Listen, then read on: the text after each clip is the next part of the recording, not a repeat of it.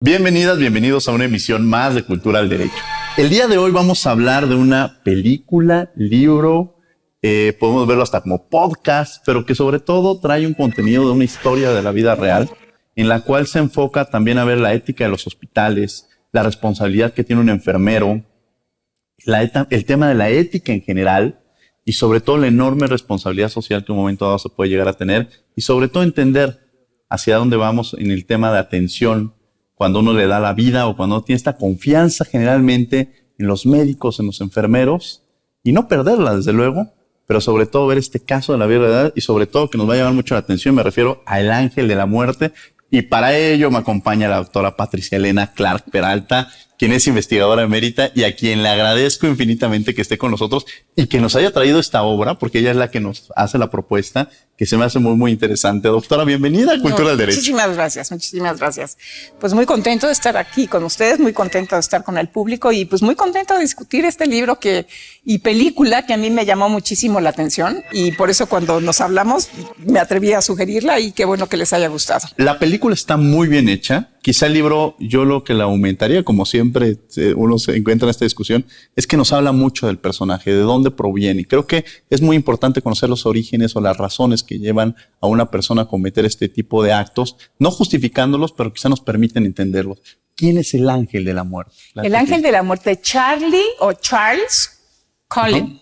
Este es un individuo que tiene unos antecedentes de su infancia traumáticos. Es un niño que nace siendo el último de 8 personajes o hermanos y demás, muy chiquito él y los hermanos ya grandes, aparentemente con problemas en familia. Los hermanos eran adictos, las hermanas no lo dice claramente, pero uno intuye que estaban también un poco en prostitución y además el padre pues nunca lo conoció porque murió cuando tenía 7 meses de edad y después finalmente a los 17 años su madre, que era su protectora dentro de este ambiente tan adverso en donde los hermanos lo buleaban, abusaban de él psicológicamente, no se sabe si físicamente, pero por lo pronto psicológicamente sí. Y entonces va presentando la única que lo protege es la mamá y la mamá muere en un accidente a los 17 años de este joven que está cursando el último año de preparatoria y muy curioso, escucho a uno la voz de él cuando dice, me siento desprotegido, ¿no? Aquella única persona que lo protegía se siente desprotegido. De ahí después él incursiona en irse a la naval y luego tal, y termina diciendo, bueno, lo que debo de hacer es ser enfermero, que bien entra a la escuela de enfermería, termina extraordinariamente bien, siempre considerado como un gran estudiante, presidente de los alumnos, etcétera, etcétera, y inicia a tener trabajo y su carrera profesional son 16 años extraordinarios en donde todo el mundo dice, qué bueno es este enfermero, qué barbaridad, siempre estaba perfecto, siempre iba con el uniforme, siempre llegaba a tiempo, se podía quedar más tiempo del que tenía y la verdad de las cosas siempre estaba bien recomendado. Y así persistió 16 años hasta que finalmente un buen día en este último hospital en Somerset es en donde y ahí sí ya entran 2 detectives privados, empiezan a buscar todos los antecedentes de Charlie, hasta que, bueno, la trama es interesantísima y se dan cuenta de que es él el que está provocando todos estos asesinatos. Charlie, que además se calcula o se menciona que fueron 40 las personas que murieron. Bueno, fueron los que identifican, pero dicen que hubo hasta 400. Que se piensa que ha sido el asesino serial más importante, más prolífico, dicen así, de los Estados Unidos. Aquí un tema importante es cómo logra transitar durante tantos años por varios hospitales y que no lo hubieran detectado. Y es ahí donde viene el dilema ético de las instituciones al que se estaba refiriendo al inicio. Las instituciones aparentemente, porque este hombre trabaja en 9 hospitales diferentes y en una casa de retiro, los que le llaman ellos nursing home. Y entonces estos investigadores empiezan a ir para atrás para ver pues, qué sucedió en 9 hospitales. O sea, en Somerset ya lo sabemos, qué ha pasado hacia atrás. Y se encuentran por ahí que alguien ya había hecho una denuncia, ya había investigado y se había terminado la investigación. Uno en los hospitales, en un hospital de St. Luke y el otro en otro hospital donde una enfermera también había notado que había cosas muy raras y se denunció y Total que por ancas o mancas nunca se lograba hacer nada. Por ejemplo, en ese hospital donde todos consideraban bien a Charlie y un buen día a las 3 de la mañana, dice la enfermera, a las 3 de la mañana lo corrieron y se fue. Y bueno, yo al día siguiente pregunté, pues, ¿qué pasó con Charlie? Entonces nos dijeron, pues, que había robado muchísimos medicamentos. Bueno, y entonces en eso empecé a pensar que era lo que sucedía, todos estos casos que habíamos tenido de sospecha. Me puse a hacer una estadística de lo que había sucedido y me encontré que en 40 de estas muertes había estado involucrado Charlie. Fui a mi hospital, se los dije en el hospital con las autoridades. Las autoridades me dijeron, vamos a investigar, y a los cuantos días me dijeron, no, Charlie Cullen no hizo absolutamente nada de esto. Yo me quedé con la duda, fui a otro lugar, más bien tenía una amiga que estaba en la fiscalía, me dijo, tú presenta la denuncia en la fiscalía, lo fui a presentar, hice todo el caso para que lo siguieran ahí, y también unas cuantas semanas después en el hospital se nos llamó a absolutamente todos los enfermeros y todas las personas y nos dijeron, la investigación está cerrada. Esto fue en el hospital de San Luke.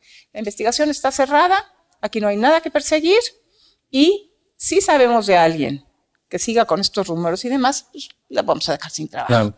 Por lo cual esta enfermera pues dijo, pues ya, o sea, ¿qué hago? No, ante esto. Entonces, y lo mismo sucedió en este último hospital de Somerset con otra de las enfermeras que era a una autoridad, una enfermera que creo era Lunt de apellido, y también sucede lo mismo. Ella es la que dice, a ver, momentito, nosotros vamos a hacer la investigación, llama a los abogados, los traen. Cuando llega la gente de la fiscalía y los investigadores que venían, ella siempre estaba presente con todo el mundo cuando los entrevistaban, les decía, no comentes más, no hagas más. Le llamó inclusive a su casa a Amy a decirle, no debes de hablar con estos detectives, no debes de dar información si no estamos presentes, etcétera. Sí. Cuando ella ya estaba comprometiéndose con los detectives porque finalmente le cayó el 20, sí, es mi amigo, lo quiero muchísimo, me ha ayudado, pero yo no puedo permitir que siga matando gente. Quiero entrar con ese tema sobre la parte de la ética de Amy, quien es esta amiga cercana, compañera, y que tiene esta discusión interna entre el ser y el deber ser, en lo que tenía que ella haber hecho en su responsabilidad, en esta profesión, enorme responsabilidad que se tiene cuando se es médico, cuando se es enfermero, y cuando son de esas profesiones en las que cuando uno llega, tiene que tener esta tranquilidad y esta certeza de que está en buenas manos para poder atender algún problema, ¿no? Pues sí, es bien interesante. Bueno, haciendo un lado lo fatal que la hace la institución en Estados Unidos. Sí, en Estados Unidos. Y se demuestra bien en donde protege a la institución antes de proteger al paciente. Eso pues, es inentendible, pero así sucede. Pero por el otro lado hay este otro personaje que es Amy. Amy es una enfermera que es compañera de Charlie. Cuando entra Charlie a Somerset, se conocen en una ocasión y bueno, ya le invita a cenar, lo que traía porque no traía lunch, cenan, platican, etcétera, y empiezan a tener un cierto acercamiento. Esta chica Amy sufre de una cardiomiopatía y no se lo dice a nadie porque no quiere perder el trabajo. Ella está en cierta manera ya incapacitada porque está avanzado y de pronto los esfuerzos que hace y demás la llevan a que le falta el aire, a que se tiene que sentar, a que se siente mal. Y una de esas noches, justamente haciendo maniobras con los pacientes, se siente fatal, ¿no? Casi tiene un desvanecimiento, se sienta y Charlie lo observa y entra a decirle, ¿qué te pasa? ¿Qué necesitas? Te veo mal. Y entonces finalmente ya le dice, yo tengo un problema, tengo una cardiomiopatía y la verdad de las cosas es que no lo puedo decir, porque él dice, bueno, inmediatamente que aquí hay 20,000 cardiólogos, no lo puedo decir, porque si lo digo me van a correr, me voy a quedar sin trabajo y yo necesito trabajar unos meses más para poder tener acceso a mi seguro Medicare y entonces sí, pues ver por mi salud. Entonces se le dice inmediatamente, tú no te mueves de aquí, no, me tengo que mover, tengo ahorita 3 pacientes, yo me voy a hacer cargo de tus pacientes, se va, le trae un medicamento, le da el medicamento, la acuesta y le dice, tú no vas a trabajar hoy esta noche y yo me voy a dedicar a ver a tus pacientes, ¿no? Y entonces empieza esta relación y inclusive cuando corren a Charlie, porque evidentemente otra vez empieza a subir de tono, viene lo de la digoxina, la enfermera Nancy que habló para pedir la situación de toxicología, todo apuntaba a este enfermero. Fue también una movida de los detectives que encontraron que a la hora de hacer su aplicación para entrar al hospital había hecho algo mal y de ahí se tomaron que no era correcto y tenían que quitarlo del hospital, ¿no? Y entonces lo quitan para hacer más ágil y más fácil la investigación y poder entonces sí, con todos los compañeros, tener las entrevistas. Entonces lo quitan y Amy dice, pero qué barbaridad, pero como que lo corren, le habla por teléfono, ¿cómo es posible? No, pues es que encontraron que, pues sí dije alguna situación o hizo alguna incorrección en la aplicación. Pues no es justo, tal. Y entonces siguen las entrevistas, llegan los detectives otra vez, siguen todas las entrevistas, la tal... ¿cómo se llama? La Lund está ahí siempre muy pendiente de qué están diciendo. Claro. Y se va quedando al final la entrevista con Amy. Y finalmente entra Amy y la empiezan a entrevistar. Está ahí presente la otra enfermera, pero en un momento tiene que salir la enfermera y en ese momento los detectives dicen, este es el momento. Ya para esto la investigación iba medio avanzada y habían podido tener todas las prescripciones que tenía este enfermero y cómo entraba y salía los medicamentos, cuando los cancelaba y no los cancelaba. Y entonces están platicando con ella y si lo conoces y tal, y le pasan y le dicen, toma, ¿qué te parece esto que es lo que hacía el enfermero Cullen? ¿No? Entonces ella lo ve y de pronto se sorprende y dice, wow. Y entonces echa a andar su memoria y dice, no, esto no está bien, o sea, se sorprende muchísimo de todo lo que está haciendo, no, esto no es correcto, no está bien. Entonces empieza a echar su memoria atrás a través de todo esto que ha estado sucediendo y las muertes y no sé qué y no sé cuánto, y se recuerda que en una ocasión hacen lo que se llama código en los hospitales, habitualmente es cuando hay un llamado por alguna enfermedad o demás, en donde el paciente está en riesgo de muerte. Ella va corriendo porque ella es la encargada de esa guardia en la noche y se encuentra casualmente a Charlie inyectándole algo a ese paciente o a esa paciente en particular. Él se queda así y en eso llega el residente y le dice, ¿qué le pusieron lidocaína? ¿Y quién dijo que se le pusiera lidocaína? Ella inmediatamente, por justamente no tapar a Charlie, dice, bueno, yo estoy a cargo y entonces le pusieron lidocaína o alguna de estas situaciones, creo que para algo. Y dice el residente, ¿qué no leyeron que en su expediente es alérgico a este medicamento? Claro. Entonces ella se lo recuerda en ese momento y entonces hace la conexión, porque ella sale tristísima. Yo, a ver, por proteger a mi amigo, ¿no? Claro. Salgo como una asesina porque le puse un medicamento al cual era alérgico y por eso moriría este paciente. Entonces empieza a recapacitar y es cuando viene su dilema. Dice, por un lado, Charlie es mi amigo, no solo mi amigo, protector en ciertas cosas, ¿no? Ha visto por mí, por mis hijas, por mi enfermedad, por hacerme las guardias, pero al mismo tiempo está asesinando a los pacientes. Ahora, él en algún momento, este personaje Charles dice que lo que hace es para que no sufran los pacientes. ¿Sería este argumento justificable en otro caso, por ejemplo, pensando cuando algún familiar en otra cara de la moneda? No, es que lo curioso es esto. En los casos que por lo menos vemos en la película y que relatan en el libro, muchos de estos casos suceden cuando los pacientes van en mejoría, ¿no? El reverendo iba en mejoría su proceso y en ese momento va en retroceso y muere, ¿no? La paciente que inclusive trasladan, la otra que es muy clara porque ese es el único que el hijo dice lo mató el enfermero. Y a este otro pobre, a ella, a la mujer. Esta la mató el enfermero que entró y le inyectó en el muslo a mi madre tal y no lo pudieron comprobar. Y entonces aquí lo que sucede es que a mí también me llamó la atención, dice, es que estoy terminando con el sufrimiento de mis pacientes. Pero la mayoría de los pacientes iban en plena mejoría. Claro. Entonces, como que no, su justificación de que su misión es terminar con el sufrimiento, no concuerda con esa... No se vayan, vamos a un corte y regresamos.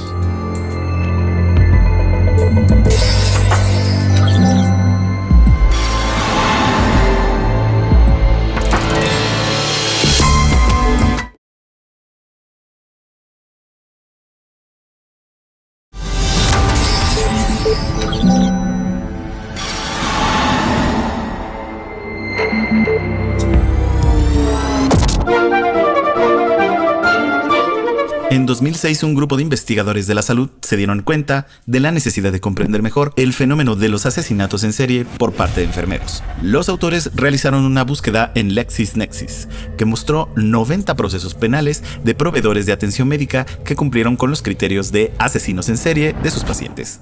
Además, los investigadores adjuntaron a la pesquisa estudios epidemiológicos, pruebas toxicológicas y transcripciones judiciales. De esta manera, procesaron datos de profesionales de la salud en un periodo de 30 años. Los datos arrojaron que 54 de los 90 procesados han sido condenados, 45 por asesinato en serie, 4 por intento de asesinato y 5 se declararon culpables de cargos menores y están en espera de juicio o no se ha publicado el resultado. La inyección fue el método principal usado por estos individuos para cometer el crimen, seguidos de la asfixia, el envenenamiento y la manipulación del equipo médico. Se encontraron este tipo de procesos en 20 países, el 40% en los Estados Unidos. El personal de enfermería comprendió el 86% de los procesados, médicos 12% y 2% eran profesionales de la salud afines. La cantidad de muertes de pacientes que resultaron en una condena por asesinato es de 317 víctimas. Y la cantidad de muertes de pacientes sospechosas atribuidas a los 54 cuidadores condenados es de 2.113 posibles muertes.